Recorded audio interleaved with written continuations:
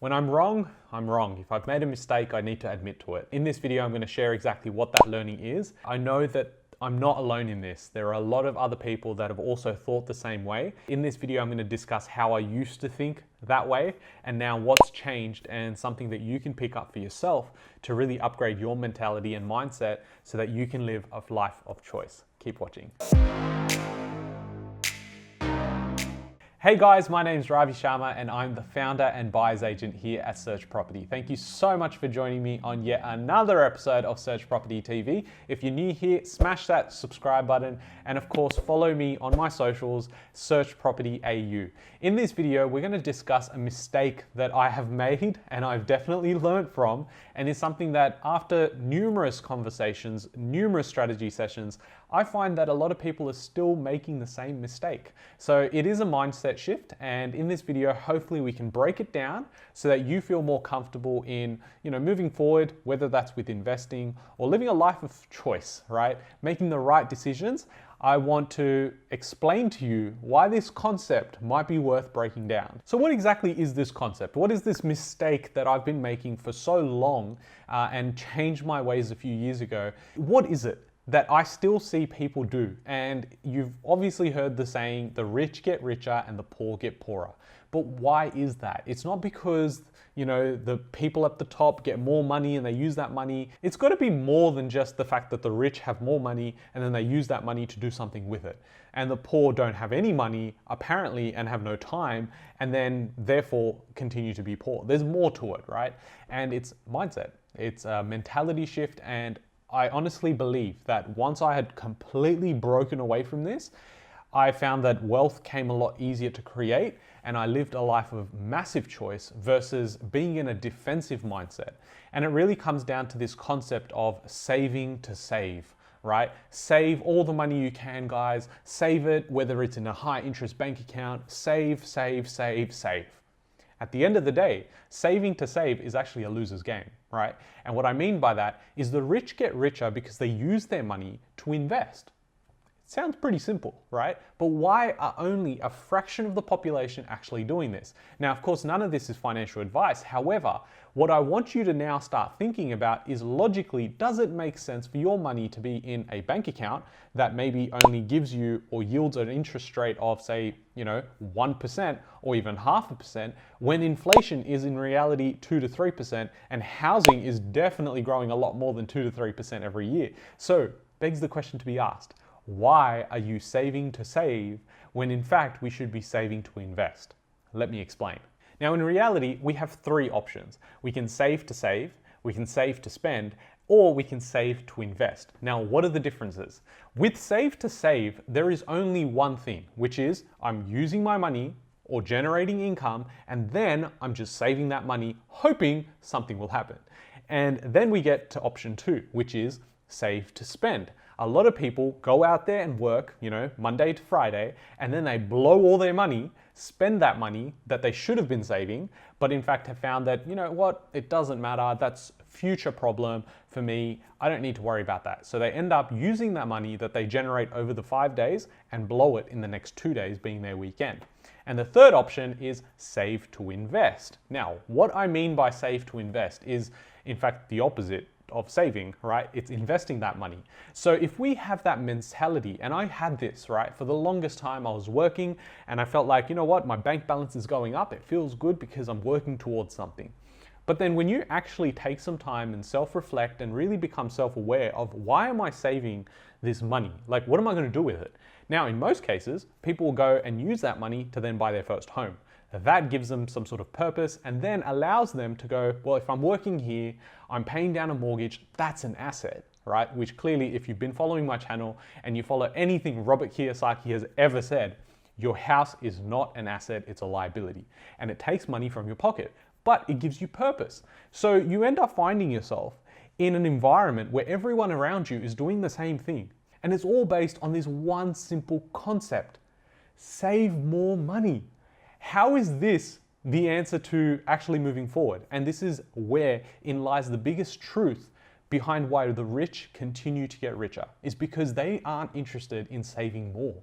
They are interested in earning more. And this is the biggest hack that nobody is really talking about when it comes to the personal finance space, where they say, yeah, well, yeah, go and invest. Yeah, go invest. And, FIRE, financial independence, retire early. Yes, I'm saving my money, and then I get to then live off the 4% rule.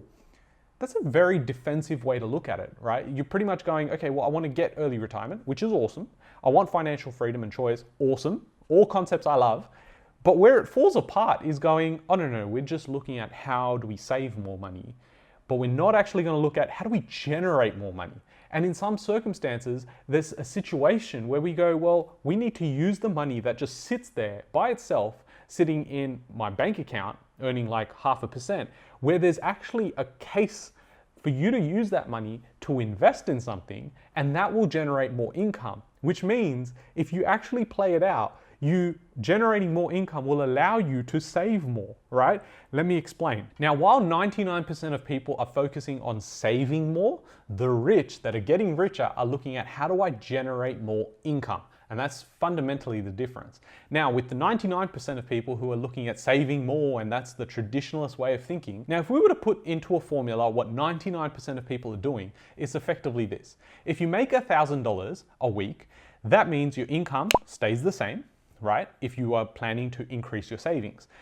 You then spend, say, $800 a week. Well, let's say that's -1 and represented by -1. But you save $200 a week, which means +1. Now, if we were to look at that, that's 0 minus 1 plus 1 gets us to $0. Now, if we change that mentality to what the rich are thinking, that's effectively going, we're going to increase our income, which is +1. Our spending will stay the same, right, which is 0. And then we're also going to save more because we earn more, and that is +1. So when you look at that formula, it looks at +1, 0 plus 1, which eventually gets you to 2. And this is why we are seeing the divide, the wealth gap between the rich and the poor become bigger and bigger. Because the poor aren't just poor because of their circumstances. Like, I truly believe that, yes, there are people out there, and I totally get it, right? And I empathize that some people were just born into shitty situations. But remaining poor is by choice, right? And this is a real mentality shift if you really think about it. It's not going, oh, look, I've got 3-4 kids and I can't do those things. Yes, I empathize with you. But is there still a chance to be accountable that I am in this position because of my own doings? If we take accountability, it's not so much going, well, I blame myself. It's going, I have the choice to alter the direction I take. Whereas if we take that approach and go, oh, well, I live in Sydney and this is, a really expensive city. Like, tough luck, right? If we take that approach, well, then we're just accepting what's our situation and we're going to continue living in that environment. Now, with inflation and with all the money that's been printed in the system, that mentality over the last 5 years may have just kept you in the game for a little bit. With inflation and everything happening now, you're actually falling way behind. And this is why I bring out videos like this. If you're enjoying the content so far, definitely hit the subscribe button and drop me a thumbs up if this is content you enjoy. Let's try and get this video to 200 likes, which I think we can definitely do. Whereas if we take accountability and actually go, well, I want to save more money, but I also want to invest, right? And there's so many assets, so many asset classes that if someone in 2021 comes up to me and says, I don't know anything about it, it's actually not good enough. Because everyone has an extra half an hour a day to learn about something. Now with YouTube and there being so much free content, there's a start. Right? And I'm not saying free content versus paid content, there's different pros and cons for both, right? But what I find is that if you go in and you accept that, hey, I don't have time to do that, but yet you have 2-3 hours of time to be on Instagram, well, that's where we need to take accountability and be self-aware to go, well, I need to audit myself here. What am I actually spending my time on? Because everyone's got half an hour. I know it because a lot of people that I meet and have strategy calls with, I hear some wild stories, right? But at the end of the day, they all have something in common, which is they have an extra half an hour a day. And that's what I mean, is that's why I'm so confident in going, yes, I empathize. Everyone's got a different situation. However, everyone's goals are also different, right? And so we need to work with what we are looking to achieve and take accountability, take all of that ownership. And that's going to allow us to shift from the 99% or the herd mentality, which is, let's just save more, because we're going to be working for 40 years anyway. Who cares? let's spend that money that we want to spend every week, and let's just keep saving, and hopefully we get a pay rise next year, and we'll just continue doing what we do. Whereas what the rich are doing is a real shift in mentality. They're going, okay, I'm not interested in saving for the next 6 months because that's just gonna make me feel better because my bank account goes up. I'm using that money to go into strategic assets and strategic investments to then generate a higher level of passive income. And that allows me to continue living my life. And lifestyle is very important, and I say this across all my videos, is that investing in real estate, traditionally we thought, well, now I've got a mortgage, I need to pay for this mortgage. What I'm saying is we need to increase our lifestyle, which means, hey, sometimes we're gonna have increases in our spending. Cool. If that's what makes you happy, spend on what you want to spend, and if you can afford shit, then go and buy it. So if you're effectively increasing your income, and that's by going, okay, I make this much now, is my company gonna give me a promotion this year? Probably not. I've been here for 3 years, maybe I need to find a new job. Or is it, hey, I've got extra time on the weekends, maybe I'll start up a flipping business or start selling some stuff around the house on eBay. Or, hey, maybe I need to start up a side hustle around my passion business.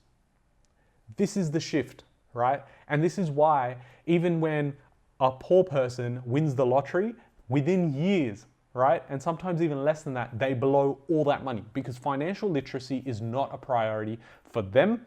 And we've never been taught that outside of, being in the system. In that system, there is no other education unless you're coming outside of that. So a very short, snappy video where really we're addressing something that even I, for a very long time, believed, where I actually went and saved my money, went through all of uni, then came out and I said, oh, okay, cool. Like, I just want to keep saving my money. No. It's about investing that money. And once I broke out of the shackles of this traditional mindset, I ended up getting access to more money than ever before. And that's because of the velocity of money. If you want a video specifically about the velocity of money and how you can use cash flow to actually go and invest and live a better lifestyle and more life of choice, right? A choice full of life full of choice, then definitely let me know in the comments down below. I appreciate your time and value you being here. It means the world to me. It's my oxygen. If you can leave me some feedback in the comments below. If you've enjoyed this video, definitely a thumbs up for the video. And if you're new here, definitely go subscribe. I'll catch you guys in the next video. Thanks, guys.